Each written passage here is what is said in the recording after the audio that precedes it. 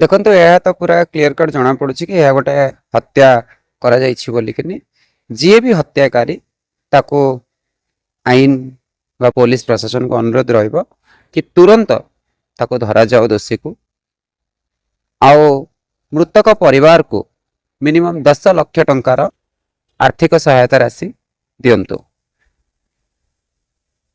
किन्नर माने निजर पेट पाटना पाई कोठी छिड़ा होइछंती बा कोनोसी जगार आज जाकि रहुछंती बा असुरक्षित जगह छिड़ा होउछंती सेतिपाई मध्य सरकार ही दायी एवं बापा माँ ही दायी कारण से जो एक्सेप्टेंस करूनाहांती घर तड़ी दउछंती सेतिपाई कोठी ना कोठी जाइकिनी पिलाटी गोटे विपदपूर्ण जगार छिड़ा होउछि। तो बापा माँ को मध्य रिक्वेस्ट रहिबो आपणको पिला को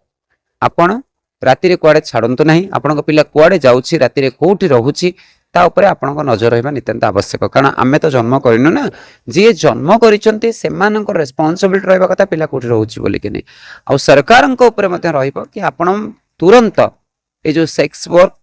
अंधार रास्ता रे होउछि विपद संकुल जगह होउछि या ऊपर आपण माने दृष्टि करंतु एमान को गोटे ऑर्गेनाइज्ड वे रे जदी ते से माने सेक्स वर्क करै पई चाहउछन्ती आपण काम जोगै परिबे नै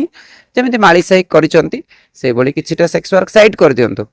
एमती विपदपूर्ण जगह सबू जगह किन्नर मान को अनुरोध करी छेड़ा न होंतु सरकार को अनुरोध करी कि सी गोटे श्रृंखलित वे रे रखंतु एवं बापा माँ को कहबी कि जे पिला को राति रे कुआडे जाउछन्ती कोन करछन्ती सेति से दृष्टि आकर्षण रहो।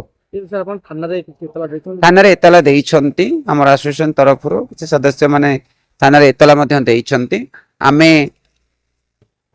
पुलिस प्रशासन को मध्य आमे रिक्वेस्ट करिछु कि जे तुरंत तापर कार्यानुष्ठान करंतु